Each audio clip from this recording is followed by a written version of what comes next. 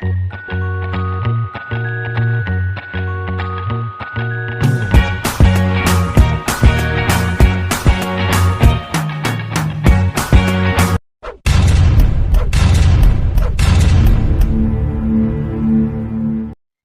you all know that black seed has antihistamine, antimicrobial, anti-inflammatory, anti-aging, beautiful benefits, both orally and topically? Well, read through and listen up. Hello everyone, welcome back to my channel. Today we'll be making black seed oil and powder paste soap. Today's video will be in Hausa, but I'll be translating in English, okay? Kina iya ki using PKO 300 ml. Wannan baki da manja ko kina da man kitse haka ko shea butter ki iya ki using. Sai ga potassium hydroxide na chemical na ko shi 215 grams.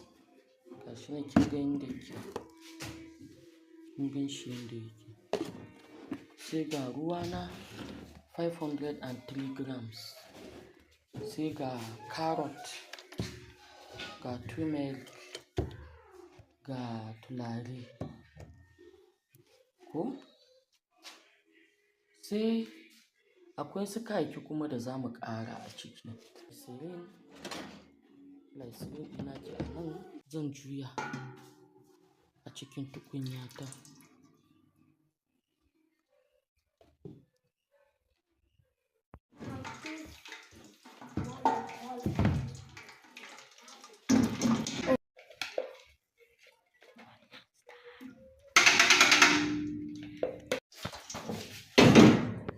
Zan rage wuta yanzu. Sai yanzu ruwa na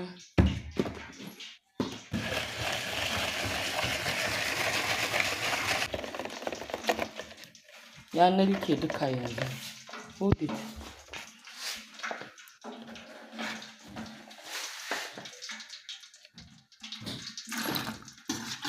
Ina zuba kaɗan kaɗan.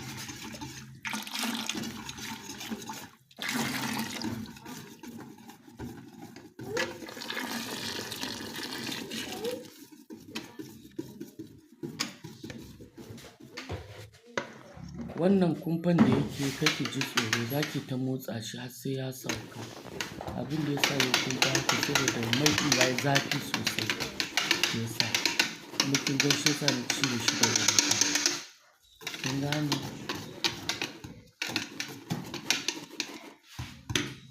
Saboda haka da abin da zan ma yi zan kashe wutan.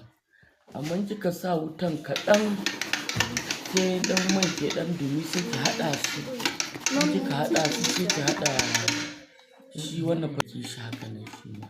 To kin ga yanzu da ina ta motsa shi ya sauka kuma haka zan ta juya shi a hankali a saman wutan bata narkar da shi kamun in juya a ciki. Amma ban so in ɓata lokaci ba. Yanzu kin ga carrot ɗin zuba wannan ɗina black seed oil ɗina da powder a ciki. Duk su ma za su gyara jiki. Kin ga ina auna ina duba kin ga ina ragewa domin yayi yawa. Sai in auna duba ya kai 250 ml ba. So yanzu ina kaɗan a ciki. Yanzu ina zuba black seed powder ɗina. Zan zuba cokali 2 a cikin sabulu.